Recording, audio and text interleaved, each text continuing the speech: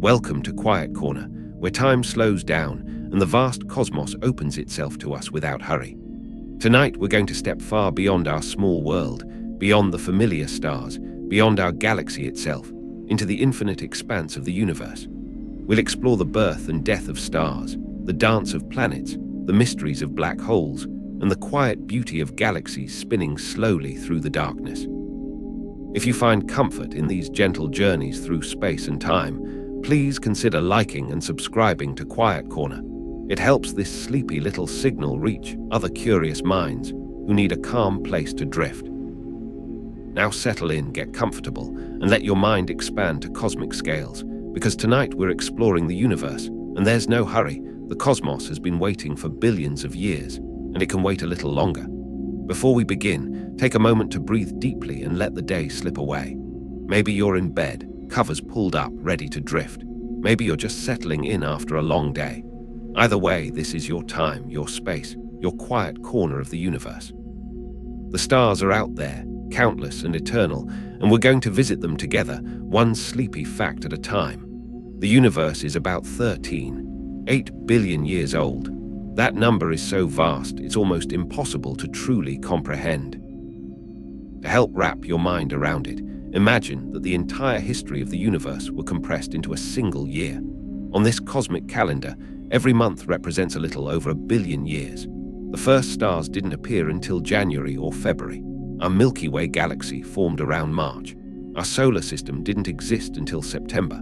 The earliest life on Earth appeared in late September. Dinosaurs showed up around December 25th and were gone by December 30th. All of human history, everything we've ever done, every civilization, every invention, every story ever told, occupies only the last few minutes of December 31st. And you, lying here tonight, are living in the final seconds of that cosmic year. It puts things in perspective, doesn't it? The observable universe is about 93 billion light-years across. That means that light, traveling at 186,000 miles per second, would take 93 billion years to cross from one side to the other. But here's the strange part. The universe is only 8 billion years old. So how can it be 93 billion light-years across? Because the universe has been expanding the entire time, stretching space itself like a rubber band. The most distant galaxies we can see are now much farther away than when their light first began its journey toward us. Space is weird and wonderful and full of mysteries we're only beginning to understand. There are more stars in the universe than grains of sand on all the beaches on Earth. Estimates suggest there are about 10,000 stars for every grain of sand. That's roughly 1 billion trillion stars, a one followed by 21 zeros. And every single one of those stars is a sun, a massive ball of burning gas, many with their own planets, their own worlds, their own possibilities. When you look up at the night sky, each tiny point of light is a star. But what you're really seeing is just a tiny fraction of what's out there, the closest ones, the brightest ones. Most stars are too far away to see with the naked eye, but they're there, countless and eternal, spinning through the darkness. The nearest star to Earth, other than our Sun, is Proxima Centauri. It's about 424 light-years away. That means light from Proxima Centauri takes over 4 years to reach us. If you could travel at the speed of light, which you can't, it would still take you more than 4 years to get there. With our current technology, it would take tens of thousands of years. The distances between stars are almost unimaginably vast. Space is mostly empty, mostly nothing, but that nothing stretches on forever.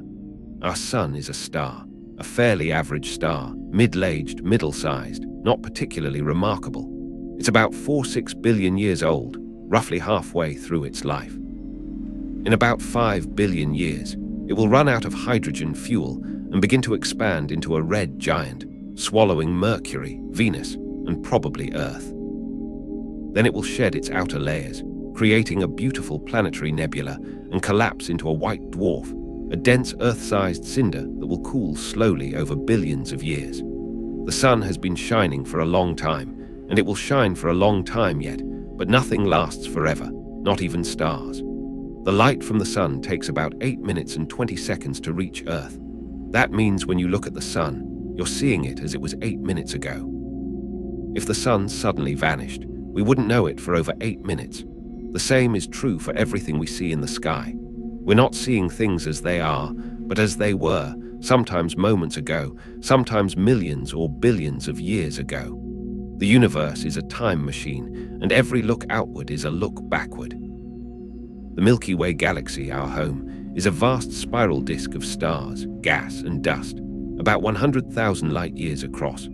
From above, it would look like a swirling pinwheel with 4 major arms spiraling out from a bright central bulge. We're located in one of the smaller arms, about 26,000 light-years from the center. From our perspective inside the disk, we see the Milky Way as a band of light stretching across the night sky. It's edge-on from our viewpoint, which is why it looks like a river of stars. The ancients called it the Milky Way because they thought it looked like milk spilled across the sky. At the center of our galaxy lies a supermassive black hole called Sagittarius A star. It's about 4 million times more massive than our sun. But don't worry, we're safely away from it, and it's just sitting there quietly, minding its own business, occasionally swallowing a bit of gas or dust that wanders too close. Most galaxies have supermassive black holes at their centers, and they seem to play an important role in galaxy formation and evolution. They're like the engines that drive the whole system. Black holes are regions of space where gravity is so strong that nothing, not even light, can escape. They form when massive stars collapse at the end of their lives. The star's core compresses into an infinitely dense point called a singularity, surrounded by an event horizon, the point of no return. Anything that crosses the event horizon is gone forever, pulled inexorably toward the singularity. But despite their fearsome reputation, black holes are actually quite peaceful. They just sit there, bending space and time around them, occasionally pulling in gas that heats up and glows as it falls, creating some of the brightest objects in the universe. The first photograph of a black hole was released in 2019. It shows the supermassive black hole at the center of galaxy M87, about 55 million light-years away. The image shows a bright ring of glowing gas surrounding a dark central region, the shadow of the black hole itself. It looks exactly like what Einstein's theory of general relativity predicted a century earlier. Seeing it for the first time was a profound moment, a window into one of the most extreme places in the universe. Black holes come in different sizes. Stellar mass black holes are a few times more massive than our sun. Supermassive black holes can be millions or billions of times more massive, and there might be intermediate mass black holes too, though they're harder to find. The biggest black hole discovered so far is Ton 618, with a mass of 66 billion suns. Its event horizon would stretch for over 1,000 times the distance from Earth to the sun. It's almost impossibly huge, a true monster lurking in the depths of space. Time behaves strangely near black holes. Because of Einstein's theory of relativity, time slows down in strong gravity. For someone watching from a distance, a clock falling toward a black hole would appear to tick more and more slowly, eventually freezing at the event horizon. For the person falling in, time would seem normal, at least until they cross the horizon. After that, there's no coming back, and no telling what happens next. Physics breaks down at the singularity, and we don't yet have a theory that can describe what goes on inside. Black holes aren't just cosmic vacuum cleaners. They don't go around sucking things in. If you replace the sun with a black hole of the same mass, Earth would continue orbiting exactly as it does now. The gravity would be the same. The only difference is that there'd be no light or heat. We'd freeze in the dark, but we wouldn't be pulled in. Black holes are only dangerous if you get too close. The universe is expanding, and it's expanding faster all the time. This discovery, made in the 1990s, earned a Nobel Prize and completely changed our understanding of cosmology. Some mysterious force, which scientists call dark energy, is pushing the universe apart. It makes up about 68% of the total energy in the universe. We don't know what it is, but we can see its effects. Galaxies are moving away from each other faster and faster, and eventually, in the far future, distant galaxies will recede so quickly that their light will never reach us. The universe will become a much emptier, darker place. Dark matter is another mystery. It makes up about 27% of the universe, but we can't see it. It doesn't emit or absorb light, so it's completely invisible. We know it exists because of its gravitational effects on galaxies and galaxy clusters. Galaxies spin so fast that they should fly apart, but something invisible is holding them together. That something is dark matter. It's all around us, passing through us right now, but we can't feel it, see it, or detect it directly. It's one of the biggest puzzles in modern science. Regular matter, the stuff we're made of, the stars, planets, everything we can see, makes up only about 5% of the universe.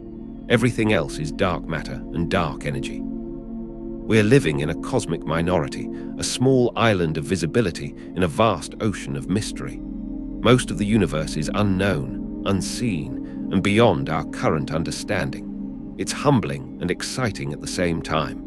The cosmic microwave background radiation is the oldest light in the universe. It was emitted about 380,000 years after the Big Bang, when the universe finally cooled enough for atoms to form and light to travel freely. Before that, the universe was a hot, dense plasma, opaque as a star's interior. But when atoms formed, the universe became transparent, and that light has been traveling ever since. Today, it fills all of space as a faint microwave glow, a whisper from the beginning of time. You can even see it as static on an old TV if you tune between channels. That static is the Big Bang, still echoing after 8 billion years. The Big Bang wasn't an explosion in space, it was an explosion of space. It didn't happen somewhere, it happened everywhere. At the moment of the Big Bang, all of space was compressed into an infinitely small, infinitely dense point. Then it expanded, and it's been expanding ever since. The universe isn't expanding into anything, space itself is stretching, carrying galaxies along with it. It's a difficult concept to wrap your mind around, but it's the best description we have. Before the Big Bang, we don't know. Time itself began with the Big Bang, so asking what came before might not even make sense. It's like asking what's north of the North Pole. Our physics breaks down at that point, and we need a theory of quantum gravity to go further. It's one of the biggest unanswered questions in science, and maybe one we'll never answer. But that's okay. Mystery is part of what makes the universe beautiful. The universe is getting colder. As it expands, the average temperature drops. In the far future, billions and billions of years from now, the last stars will burn out, the last black holes will evaporate, and the universe will settle into a state of maximum entropy, a cold, dark, dilute soup of particles, with no structure, no energy, no life. This is called the heat death of the universe. It's a long way off, so far that we can't even imagine the timescales involved. But it's the ultimate fate, as far as we know. There are more galaxies in the universe than we used to think. The Hubble Space Telescope looked at a tiny patch of sky, about the size of a grain of sand held at arm's length, and found thousands of galaxies. Extrapolating from that, there are an estimated 200 billion to 2 trillion galaxies in the observable universe. Each one contains billions or trillions of stars. The numbers are so large they lose meaning. We're just one planet, orbiting one star in one galaxy among countless others. It's humbling, but also beautiful. Galaxies come in different shapes and sizes. Spiral galaxies, like our Milky Way, have graceful arms winding out from a central bulge. Elliptical galaxies are rounder and smoother, with older stars and less gas for forming new ones. Irregular galaxies are just that, irregular, with no particular shape, often distorted by gravitational interactions with other galaxies. And then there are dwarf galaxies, small collections of stars that orbit larger galaxies like our own. The universe is full of variety, and every galaxy is unique. Galaxies often interact and merge. When two galaxies collide, it's not like two clouds of gas smashing together. The stars are so far apart that they rarely actually hit each other. Instead, the galaxy's gravity pulls them into new shapes, creating tidal tails, bridges, and sometimes triggering bursts of new star formation. Over billions of years, galaxies grow and change through these mergers. Our own Milky Way is on a collision course with the Andromeda Galaxy, and in about 4 or 5 billion years, they'll begin to merge, eventually forming a single, larger galaxy. The night sky will look very different then, but no humans will be around to see it.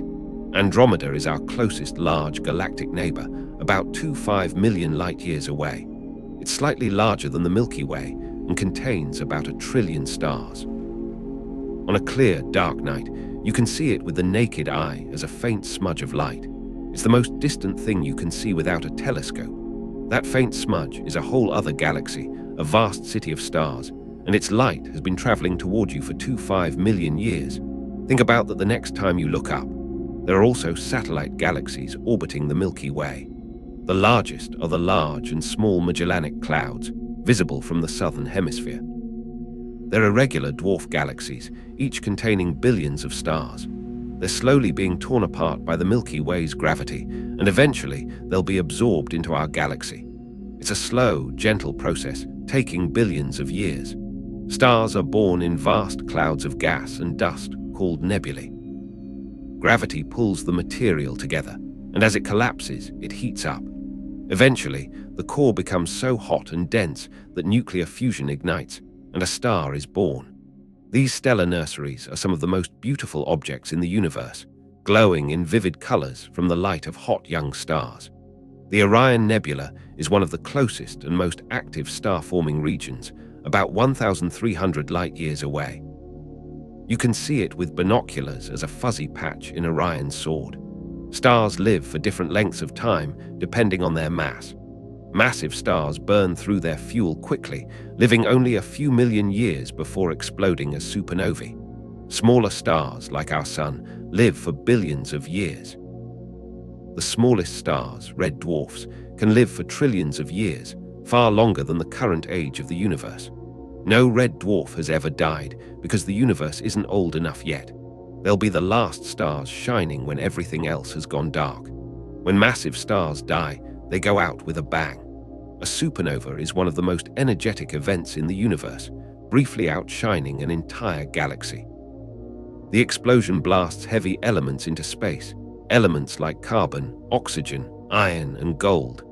Every atom heavier than hydrogen and helium in your body was forged in the heart of a star and scattered across space by a supernova. We are literally made of stardust. When you look up at the night sky, you're looking at your origins. Supernovae are rare in any given galaxy, happening about once every 50 years or so. But across the universe, they're happening all the time. If you could see in gamma rays, the sky would be flashing constantly with these cosmic explosions.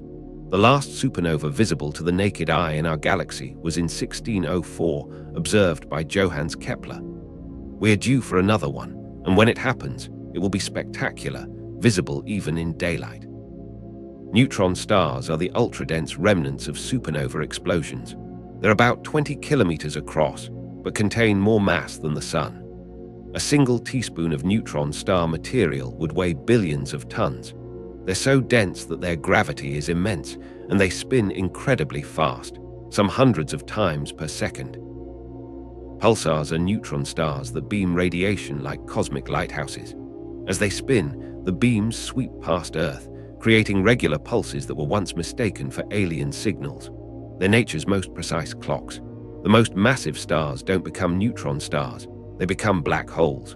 When a star with more than about 20 times the Sun's mass collapses, there's no force strong enough to stop it.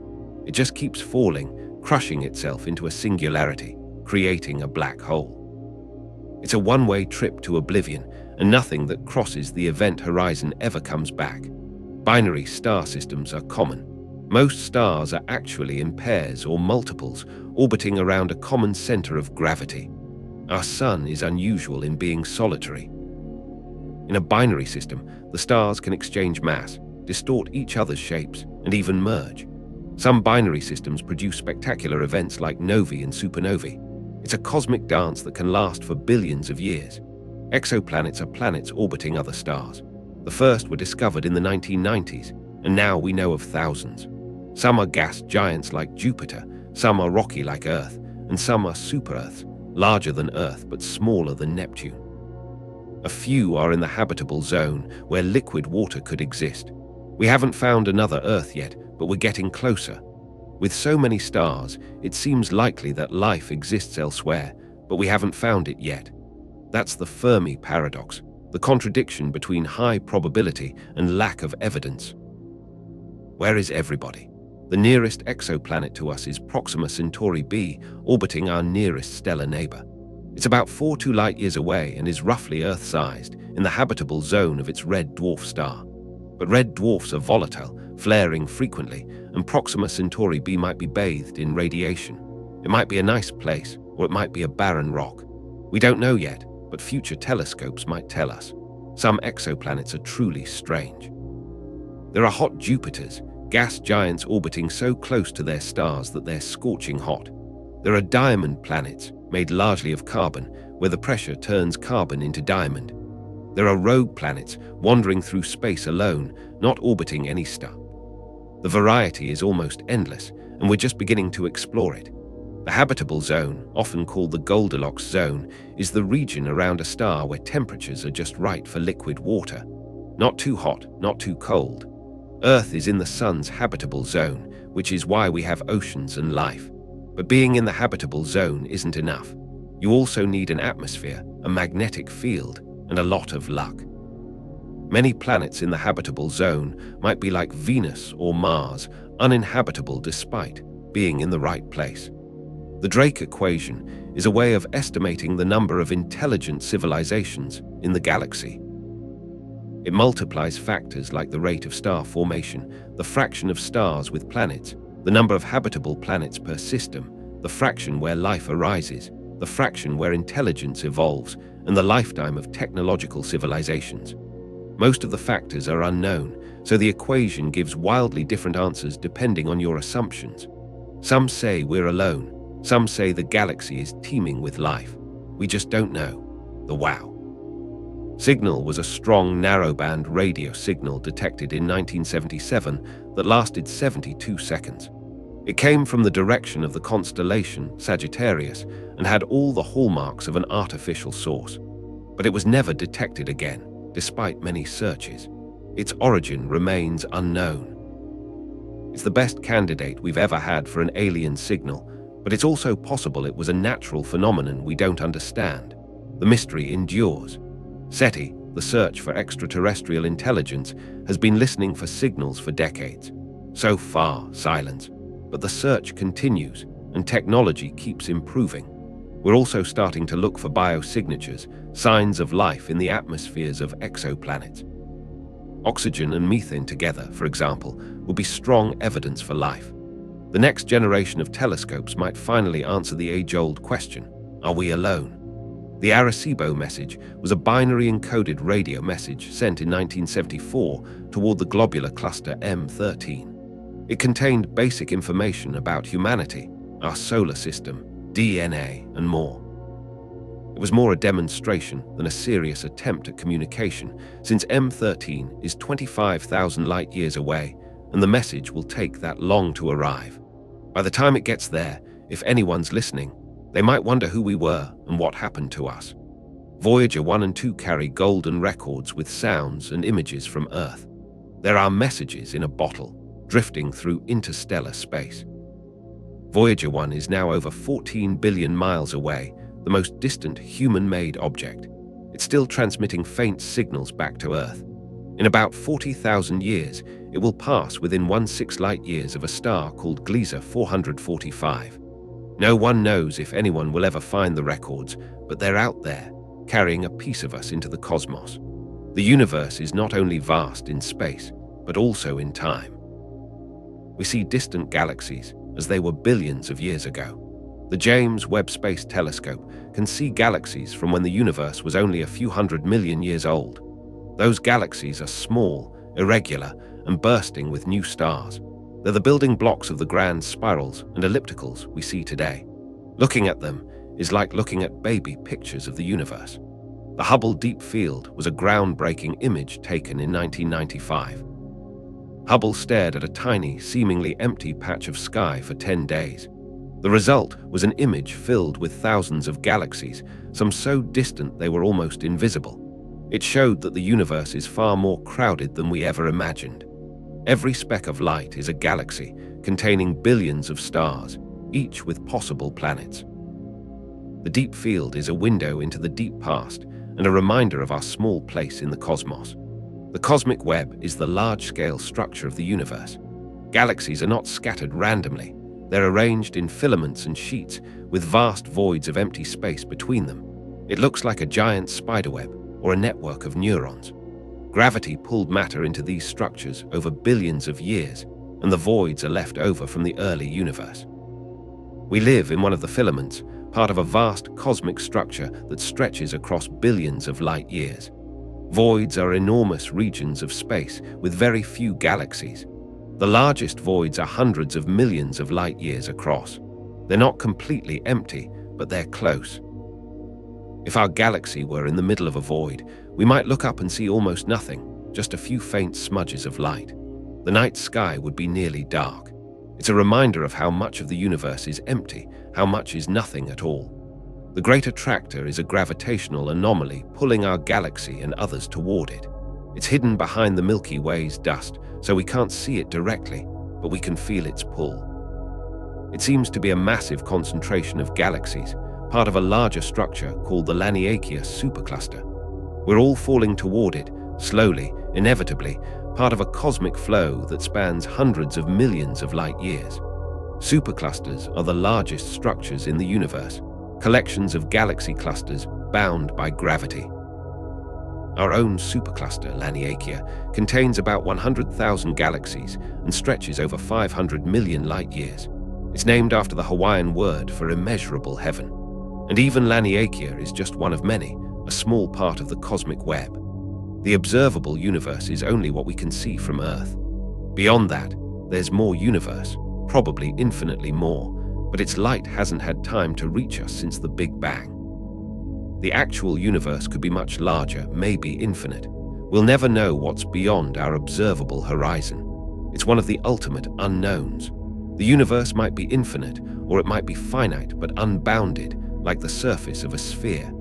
If you travel in a straight line through space, you might eventually come back to where you started. We don't know the shape of the universe. It could be flat, like a sheet of paper, or curved, like a sphere or a saddle. The answer is hidden in the cosmic microwave background, and cosmologists are still working it out. The multiverse is a speculative idea that our universe might be one of many. In some versions, different universes have different physical laws. In others, they're bubble universes in an endless cosmic foam. There's no evidence for the multiverse, and it might be untestable.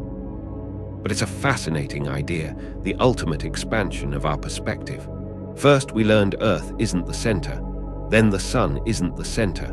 Then our galaxy isn't the center. Maybe even our universe isn't the only one. Quantum mechanics describes the very small particles and forces. General relativity describes the very large, gravity and spacetime.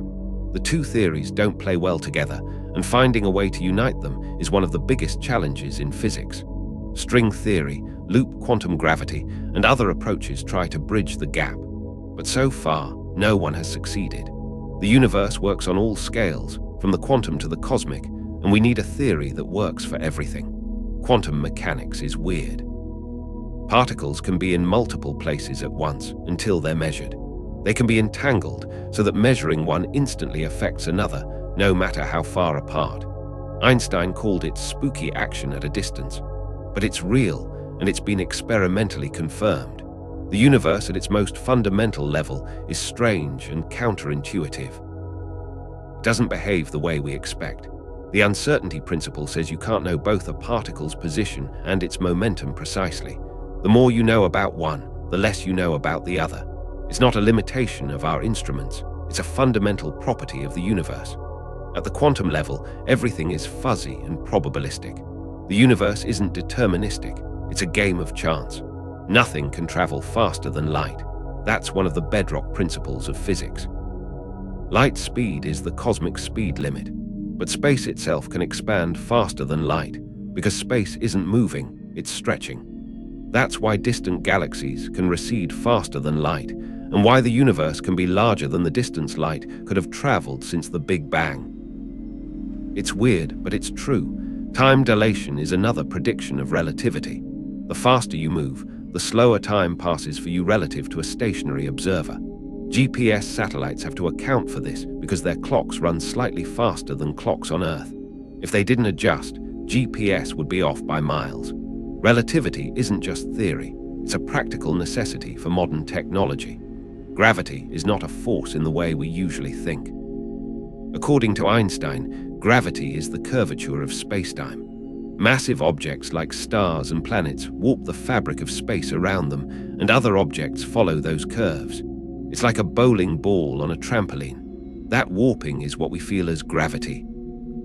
It's elegant and beautiful, and it explains everything from falling apples to orbiting planets. Black holes warp spacetime so much that they create a one-way door.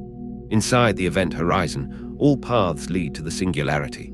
Space and time swap roles, and the singularity becomes inevitable. It's a place where our understanding of physics breaks down. Black holes are nature's most extreme laboratories. Wormholes are hypothetical tunnels through spacetime, shortcuts that could connect distant points. They're allowed by Einstein's equations, but they're probably not stable. To keep a wormhole open, you'd need exotic matter with negative energy, something we don't know how to make. Wormholes are favorite sci-fi devices, but in reality, they're probably impossible. Still, it's fun to think about. The Fermi paradox asks, if the universe is so vast and so old, and if life is common, where is everybody? We see no signs of aliens, no signals, no probes, no Dyson spheres. There are many proposed solutions. Maybe life is rare. Maybe intelligence is rare. Maybe civilizations destroy themselves. Maybe they're all listening, not transmitting. Maybe we're in a cosmic wilderness, a quiet corner of the galaxy. We don't know. The Great Filter is one proposed solution to the Fermi paradox. It suggests that there's some stage in evolution that's extremely hard to pass. Maybe it's the origin of life, or the development of multicellularity, or intelligence, or technological civilization. If the filter is ahead of us, we might be doomed. If it's behind us, we might be special. Either way, it's a sobering thought. The zoo hypothesis suggests that aliens are out there but are deliberately avoiding us, treating Earth like a cosmic wildlife preserve. They might be watching, studying, but not interfering. It's a hopeful idea that we're not alone but are being protected. But there's no evidence for it, and it feels a little like a cop-out. The dark forest hypothesis is darker. It suggests that the universe is a dangerous place, and any civilization that reveals itself is quickly destroyed by others. So everyone stays quiet, hiding in the dark. It's a grim view, but it's consistent with the silence we observe. Maybe the universe is a forest full of hunters, and we're wise to keep quiet. The wow signal, as mentioned earlier, remains unexplained. It's the best candidate for an alien signal, but it's also possible it was a natural phenomenon, maybe from a comet or a satellite. Without a repeat detection, we'll probably never know.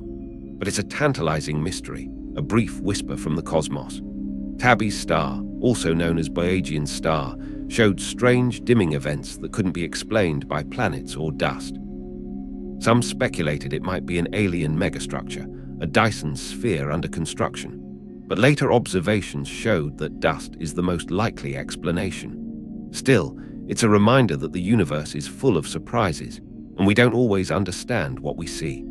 Oumuamua was the first interstellar object detected passing through our solar system. It was elongated and moved strangely, as if something were pushing it. Some suggested it might be an alien probe, but most scientists think it's a natural object, maybe a chunk of nitrogen ice or a comet without a tail. Whatever it was, it's gone now, heading back into the void, leaving us with questions we may never answer. The search for life in our own solar system continues. Mars has evidence of ancient rivers and lakes, and maybe microbial life could still exist underground. Europa, a moon of Jupiter, has a liquid water ocean under its icy crust, heated by tidal forces. Enceladus, a moon of Saturn, spews water plumes into space, containing organic molecules. Titan has lakes of methane and a thick atmosphere. Any of these could host life, maybe not intelligent, but life nonetheless. We're planning missions to find out.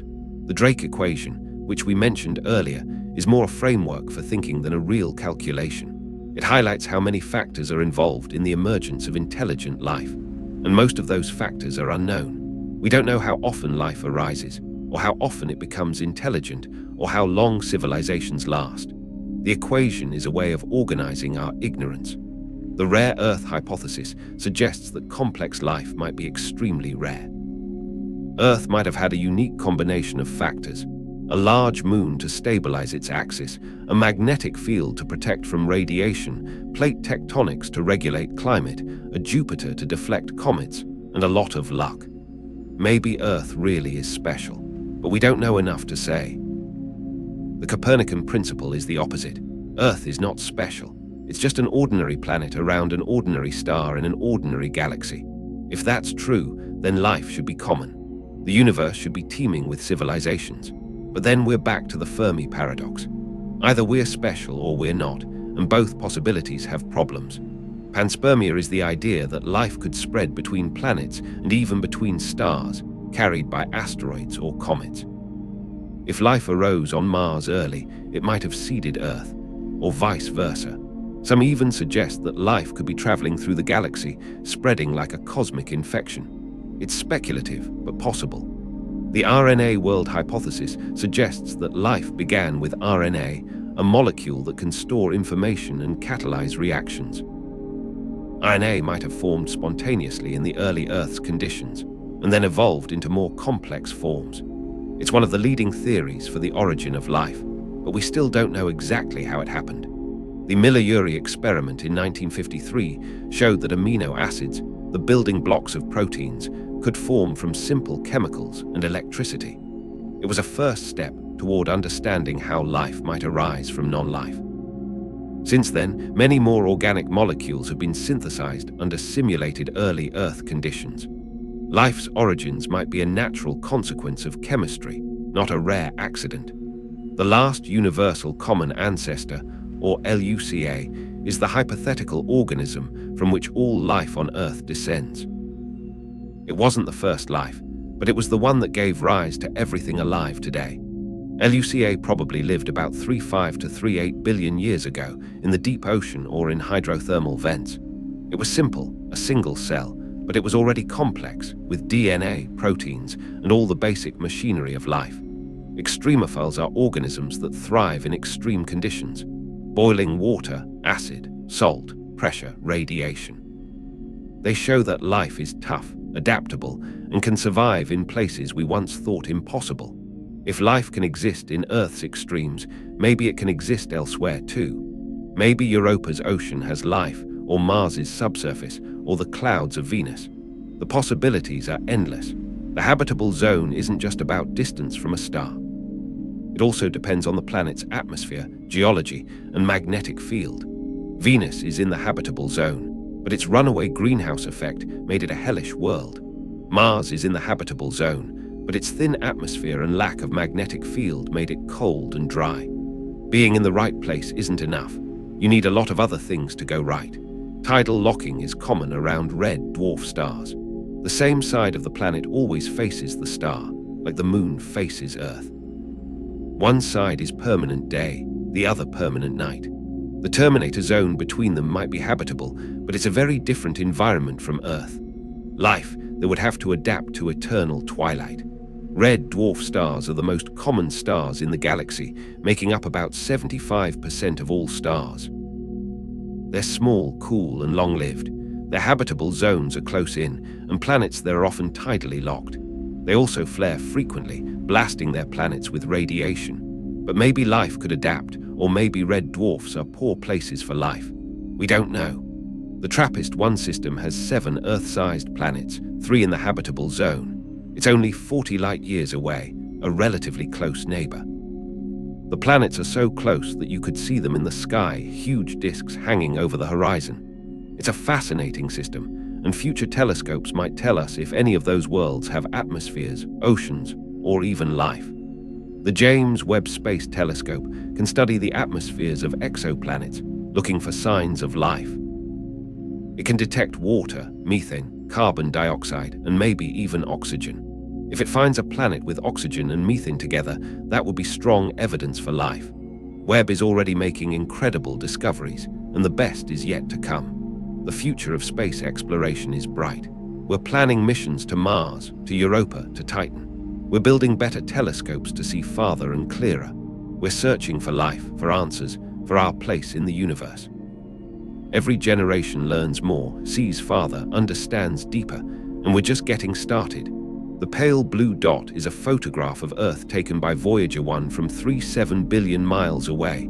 Earth appears as a tiny speck, a pixel of light in the vast darkness. Carl Sagan wrote eloquently about it. Look again at that dot. That's here. That's home. That's us. On it, everyone you love, everyone you know, everyone you ever heard of, every human being who ever was, lived out their lives. It's a humbling image, a reminder of how small we are and how precious. The overview effect is a cognitive shift reported by astronauts who see Earth from space. They see the planet as a whole, without borders, without divisions. They see how fragile it is, how thin the atmosphere is, how alone we are in the void. It changes them, makes them see humanity as one family. Maybe we all need that perspective. The universe is beautiful. From the swirling colors of nebulae to the serene glow of galaxies, from the sharp glitter of stars to the soft light of planets, it's an endless source of wonder. Even the dark spaces, the voids, are beautiful in their own way. The universe is art, on the grandest scale imaginable. There are places in the universe that defy imagination. The pillars of creation are towering columns of gas and dust in the Eagle Nebula where new stars are being born. They're light years tall, sculpted by stellar winds and radiation. Hubble's image of them is one of the most iconic ever taken. They remind us that creation is ongoing, that stars are still being born, that the universe is still making new things. The Crab Nebula is the remnant of a supernova witnessed by Chinese astronomers in 1054.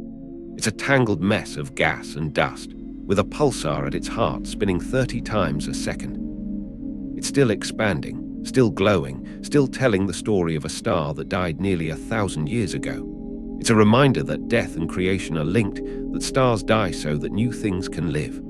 The Orion Nebula is visible to the naked eye, a fuzzy patch in the Sword of Orion. Through a telescope, it's a stunning cloud of gas and dust, lit up by hot young stars. It's a stellar nursery where thousands of stars are being born. It's one of the most studied objects in the sky and one of the most beautiful. The Sombrero Galaxy is a stunning spiral galaxy seen edge-on. It has a bright core and a prominent dust lane, making it look like a wide-brimmed hat. It's 28 million light-years away and contains about 800 billion stars. Its beauty is simple and elegant, a perfect disk floating in space. The Whirlpool Galaxy is a classic spiral, with graceful arms and a smaller companion galaxy. It's 23 million light-years away, and its structure is so clear that it's often used to study spiral galaxy dynamics. It's a favorite of amateur astronomers, a beautiful example of what galaxies look like. The Cartwheel Galaxy is the result of a collision between two galaxies. It has a ring of bright young stars around an older core, like a wagon wheel. It's 500 million light-years away, and it's a snapshot of galactic evolution in action. Collisions are common, and this is what they look like. The Antennae galaxies are two galaxies in the process of merging. They have long tidal tails of stars and gas, like antennae, hence the name. They're 45 million light-years away, and they're a preview of what will happen to the Milky Way and Andromeda. In a few billion years, will look like this. The Mice galaxies are another pair of interacting galaxies, with long tails stretching out behind them. They're 300 million light-years away, and their dance is a slow, graceful one, taking hundreds of millions of years to complete. Galaxies move on timescales we can barely comprehend. The Cigar Galaxy is a starburst galaxy, forming stars at a furious rate. It's 12 million light-years away, and it's so bright in infrared that it's been studied extensively. Starbursts can be triggered by mergers or interactions, and they're some of the most energetic events in the universe. The Tadpole Galaxy has a long tail of stars, the result of an interaction with another galaxy. It's 420 million light-years away, and its tail stretches for 280,000 light-years. It's a beautiful example of how galaxies can be stretched and distorted by gravity. The Andromeda Galaxy, our future merger partner, is a beautiful spiral in its own right. It's 25 million light-years away, and it's the most distant thing you can see with the naked eye. In about 4-5 billion years, it will begin to merge with the Milky Way, creating a new galaxy. The night sky will be spectacular, but no one will be here to see it. The Triangulum galaxy is the third largest member of our local group, after Andromeda and the Milky Way. It's 3 million light-years away and is a small, quiet spiral. It's a satellite of Andromeda, and it will eventually be absorbed into the merger. Even galaxies have families, and ours is no exception. The local group is our galactic neighborhood, containing about 54 galaxies, mostly dwarfs. The largest are Andromeda, the Milky Way, and Triangulum. The rest are small, dim, and hard to see. We're part of a community, a small cluster in a vast cosmic web. The Virgo cluster is the nearest large cluster of galaxies, about 50 million light-years away. It contains over 1,000 galaxies, many of which are visible with amateur telescopes. It's a bustling metropolis compared to our quiet local group. Someday we'll fall into it, but that's billions of years away. The Coma cluster is even larger, with thousands of galaxies, about 300 million light-years away. It's one of the richest clusters known, a dense city of galaxies. Looking at it, you see thousands of points of light, each one a galaxy, each one containing billions of stars. It's overwhelming to think about. The Hercules Corona Borealis Great Wall is one of the largest known structures in the universe, a vast filament of galaxies stretching 10 billion light-years. It's so large that it challenges our theories of how the universe formed. How did something that big come together? We don't really know. Boots Void is an enormous empty region about 700 million light-years across. It contains very few galaxies, just a handful scattered through a vast emptiness. It's a reminder of how empty most of the universe really is. We live in a relatively crowded area, but most of space is void. The cosmic microwave background, which we mentioned earlier, is the oldest light we can see. It's a snapshot of the universe when it was only 380,000 years old, a baby picture. It's almost perfectly uniform, but it has tiny fluctuations, variations in density that would eventually grow into galaxies and clusters. Those tiny ripples are the seeds of everything we see today. Inflation is the theory that the universe expanded exponentially in the first fraction of a second after the Big Bang. It explains why the universe is so uniform on large scales and why it's so flat. Inflation is supported by observations of the cosmic microwave background, but we don't know what caused it or what drove it. It's one of the biggest mysteries in cosmology. The Big Bang wasn't an explosion in space, but an explosion of space. At the moment of the Big Bang, all of space was compressed into an infinitely small, infinitely dense point. Then it expanded, and it's been expanding ever since. The universe isn't expanding into anything, space itself is stretching. It's a concept that's hard to grasp, but it's the best description we have. The singularity at the beginning of the universe is like the singularity inside a black hole. Our physics breaks down, and we can't describe what happened. We need a theory of quantum gravity to go further, and we don't have one yet. The first moments of the universe are hidden from us, a veil we may never pierce. The Planck era was the first 10 seconds after the Big Bang, when quantum effects dominated gravity. It's named after Max Planck, the father of quantum mechanics. We have no theory for this era, and we may never understand it. It's the ultimate frontier. The grand unification era followed, when the strong nuclear force separated from the electroweak force. It lasted until about 10 seconds after the Big Bang. Particle physics at these energies is speculative, but we think this is when the universe began to take on its current form. The electroweak era followed, when the electromagnetic force and weak nuclear force were still unified. It lasted until about 10 seconds after the Big Bang. Then the Higgs mechanism gave particles mass, and the forces separated. The universe was a seething soup of particles and antiparticles, constantly annihilating and recreating. The quark era followed, when the universe was filled with a quark-gluon plasma. Quarks hadn't yet combined into protons and neutrons. It lasted until about 10 seconds after the Big Bang. Then the universe cooled enough for quarks to form hadrons, protons, and neutrons. The hadron era followed, when protons and neutrons were abundant, along with their antiparticles. Annihilations continued, and by the end of this era, most of the antimatter was gone, leaving a slight excess of matter. That excess is everything we see today. Why there's more matter than antimatter is one of the biggest questions in physics. The lepton era followed, when electrons and other leptons were abundant. Neutrinos decoupled from matter and have been traveling freely ever since. The cosmic neutrino background is still out there, but it's almost impossible to detect. It's another fossil from the early universe. The photon era followed, when the universe was filled with a dense plasma of photons, protons, and electrons. The universe was opaque, like the inside of a star. This lasted for about 380,000 years until the universe cooled enough for atoms to form. Then the photons were released, and they've been traveling ever since as the cosmic microwave background. Recombination was the moment when electrons and protons combined to form neutral hydrogen atoms. The universe became transparent, and light could travel freely. That light is the cosmic microwave background, and it's been redshifted by the expansion of the universe from visible light to microwaves. We can still see it, the oldest light in the universe.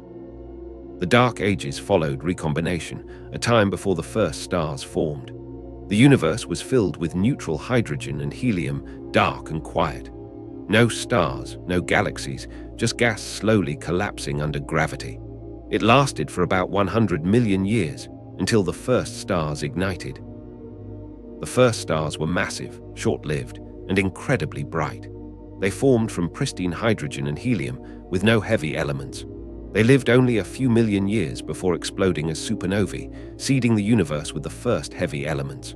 Those elements would go into later stars, and planets, and life. Reionization followed, when the first stars and galaxies emitted ultraviolet light that ionized the neutral hydrogen. The universe became transparent to ultraviolet light, and the Dark Ages ended. Reionization was complete by about 1 billion years after the Big Bang. We're still studying this era, trying to understand how the first galaxies formed. The first galaxies were small and irregular, nothing like the grand spirals we see today. They merged and grew over time, building larger and larger structures. Our Milky Way is the product of billions of years of mergers and accretion, a cosmic history written in its stars. The Hubble sequence classifies galaxies by their shape: elliptical, spiral, and irregular. Ellipticals are round and smooth, with old stars. Spirals have arms and ongoing star formation. Irregulars are chaotic, often distorted by interactions. It's a simple scheme, but it captures the diversity of galactic forms. Galaxy evolution is driven by mergers, star formation, and feedback from supernovae and black holes. It's a complex process, and we're still working out the details. But we know that galaxies change over time, growing, aging, and sometimes dying. The Milky Way is about 13.6 billion years old, almost as old as the universe itself. Its oldest stars are in globular clusters, dense balls of hundreds of thousands of stars orbiting the galactic center. Those stars formed when the galaxy was young, and they're still there, ancient witnesses to cosmic history. Globular clusters are some of the oldest objects in the universe. They're densely packed with stars, so crowded that the stars can interact, swapping places, even colliding. There are about 150 globular clusters orbiting the Milky Way, each containing hundreds of thousands of stars. They're beautiful in telescopes, like sparkling snowballs. Open clusters are younger and looser than globular clusters. They're groups of stars that form together and are still loosely bound. The Pleiades is the most famous example, a cluster of hot young stars visible to the naked eye. Over time, open clusters dissolve as their stars drift apart. Nebulae come in many types. Emission nebulae glow with their own light, ionized by hot young stars. Reflection nebulae reflect the light of nearby stars. Dark nebulae block the light behind them, creating dark patches in the sky. Planetary nebulae are the shells of gas shed by dying stars, beautiful and fleeting. The Helix Nebula is a planetary nebula, the remains of a sun-like star. It's 650 light-years away, and it looks like a giant eye in the sky. The central star is a white dwarf, slowly cooling over billions of years. In a few billion years, our sun will look like this. The Ring Nebula is another famous planetary nebula, shaped like a smoke ring. It's 2,000 light-years away, and it's one of the most photographed objects in the sky. Its simple beauty is captivating, a perfect circle of glowing gas. The Butterfly Nebula is a planetary nebula with a bipolar shape, like butterfly wings. It's 3,400 light-years away, and its complex structure is the result of stellar winds and magnetic fields. It's one of the most beautiful objects in the universe, a cosmic work of art. The Eskimo Nebula is a planetary nebula that looks like a face surrounded by a furry hood. It's 5,000 light-years away, and its intricate details reveal the complexity of stellar death. Every star dies differently, and each leaves a unique legacy. The Hourglass Nebula is another bipolar planetary nebula, shaped like an hourglass. It's 8,000 light-years away, and its symmetry is almost perfect. It's a reminder that even in death, stars can be beautiful. Supernova remnants are the expanding shells of gas from exploded stars. The Crab Nebula is the most famous, but there are many others. The Veil Nebula is a large, faint remnant in Cygnus, the result of a supernova that exploded about 10,000 years ago. It's delicate and wispy, like a cosmic veil. The Vela supernova remnant is much closer, about 800 light-years away. It exploded about 11,000 years ago and is still expanding. It's one of the largest and brightest remnants in the sky, covering an area 20 times the size of the full moon. The Cygnus Loop is another large remnant, about 1,500 light-years away. It's part of the Veil Nebula complex and is still expanding at hundreds of kilometers per second. Over time, it will disperse into the interstellar medium, enriching it with heavy elements. Neutron stars, as mentioned earlier, are incredibly dense. Some neutron stars are magnetars, with magnetic fields 1,000 trillion times stronger than Earth's. They can have starquakes, releasing enormous amounts of energy in gamma-ray bursts. Magnetars are some of the most extreme objects in the universe. Pulsars, also mentioned, are neutron stars that beam radiation. The fastest pulsars spin hundreds of times per second. They're so regular that they've been used as cosmic clocks, testing theories of gravity and even searching for gravitational waves. Gravitational waves are ripples in spacetime, predicted by Einstein and first detected in 2015. They're produced by cataclysmic events like black hole mergers and neutron-star collisions. They open a new window on the universe, allowing us to see things that are invisible to telescopes. Every detection is a new discovery. LIGO, the Laser Interferometer Gravitational Wave Observatory, made the first detection. Since then, dozens more have been found. We've heard the echoes of black holes colliding billions of light-years away. It's a new sense for humanity, a way of listening to the universe. Black hole mergers are among the most energetic events in the universe. When two black holes merge, they release more energy than all the stars in the universe combined, in a fraction of a second. Most of that energy is in gravitational waves, rippling through spacetime at the speed of light. Neutron star mergers also produce gravitational waves, along with a flash of light. They're the source of heavy elements like gold and platinum. When two neutron stars merge, they create a kilonova, briefly outshining an entire galaxy. We've seen one in 2017, and it was spectacular. Gamma-ray bursts are the most energetic explosions in the universe, releasing more energy in seconds than the sun will in its entire life. They're thought to come from supernovae or neutron star mergers. They're rare in any given galaxy, but we see them across the universe, brief flashes of unimaginable power. Fast radio bursts are another mystery. They're millisecond-long pulses of radio waves from distant galaxies. Some repeat, some don't. We don't know what causes them, but possibilities include neutron stars, black holes, and even aliens. They're one of the hottest topics in astronomy. The WOW signal, as mentioned, was a strong narrowband signal detected in 1977. It lasted 72 seconds and had all the hallmarks of an artificial source, but it was never detected again. Its origin remains unknown, and it's the best candidate we've ever had for an alien signal. The Arecibo message, sent in 1974, was a binary encoded message to the stars. It contained information about humanity, our DNA, our solar system. It was aimed at the globular cluster M13, 25,000 light-years away. It'll take that long to get there, and by then, we'll probably be long gone. Voyager's golden records are still out there, carrying sounds and images from Earth. There are messages in a bottle drifting through interstellar space. They'll last for billions of years, long after Earth is gone. Maybe someday someone will find them and wonder about us. The Pioneer plaques are simpler, attached to Pioneer 10 and 11. They show a man and a woman and a map of our location. They're also out there, drifting through the void, carrying a piece of humanity into the cosmos. The search for life continues. We are sending missions to Mars, to Europa, to Titan. We're building better telescopes to study exoplanet atmospheres. We're listening for signals. We're looking for answers. And we're getting closer all the time. The Drake equation, as mentioned, is a way of thinking about the number of intelligent civilizations. But it's not a real calculation. The unknowns are too many. It's a framework for asking questions, for organizing our ignorance, and that's valuable too. The Fermi paradox, also mentioned, is the contradiction between high probability and lack of evidence. Where is everybody? We don't know, but we keep looking, and maybe that's enough. The great filter is one possible answer.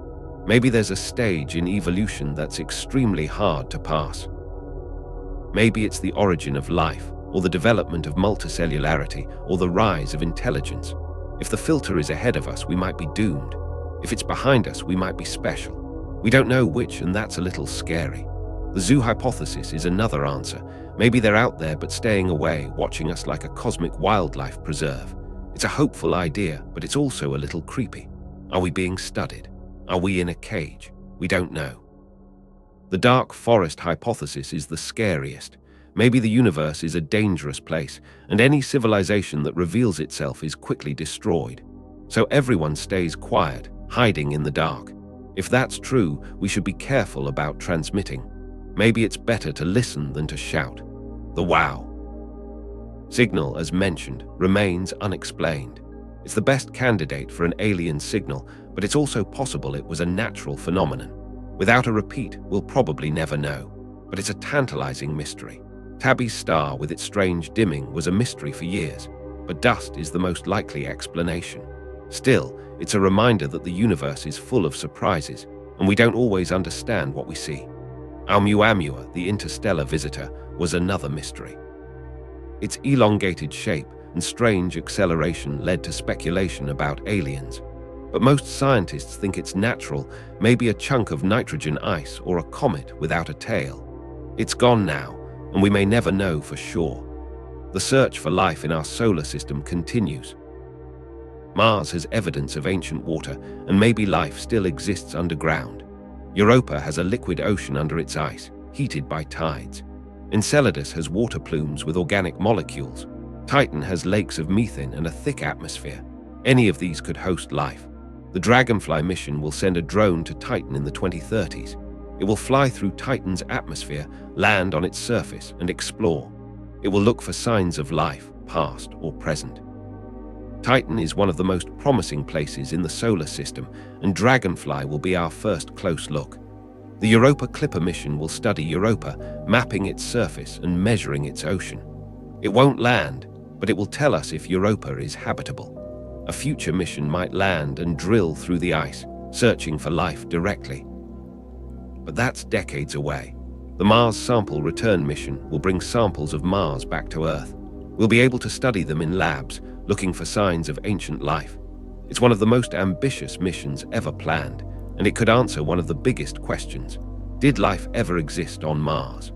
The James Webb Space Telescope, as mentioned, is already making incredible discoveries. It's studying exoplanet atmospheres, looking for biosignatures.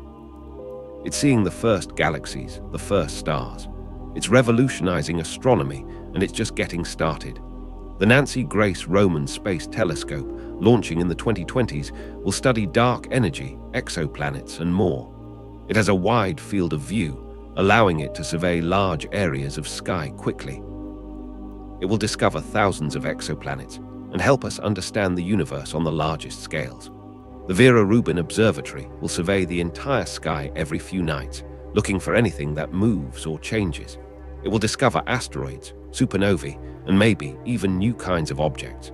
It's a time-domain telescope, watching the universe change in real time. The Square Kilometre Array, a massive radio telescope under construction, will study the universe in unprecedented detail. It will map hydrogen in the early universe, study pulsars, and search for signals from aliens. It's one of the most ambitious scientific projects ever conceived. The future of astronomy is bright. We're building better telescopes, launching better missions, asking better questions. We're learning more about the universe every day, and we're just getting started. The universe is vast, beautiful, and full of mystery. We've learned a lot, but there's so much more we don't know. What's dark matter? What's dark energy? Is there life elsewhere? Are we alone? These questions drive us, inspire us, keep us looking up. And as you drift towards sleep, let those questions fade. Let the vastness of the universe become a comfort, not a source of anxiety. You are a small part of something immense, but you are a part of it. The atoms in your body were forged in stars. The elements that make you who you are were scattered across space by supernovae. You are literally made of stardust, and that's beautiful. The universe doesn't need you to understand it. It just is, and you just are. And for this moment, that's enough. So close your eyes now. Let the stars fade. Let the galaxies spin on without you. Let the universe do what it does, expanding, evolving, creating, destroying. You don't have to watch. You can rest. The night is quiet. The cosmos is calm. And you are safe. Sleep well, Stardust. Sleep well, child of the universe. Sleep well and dream.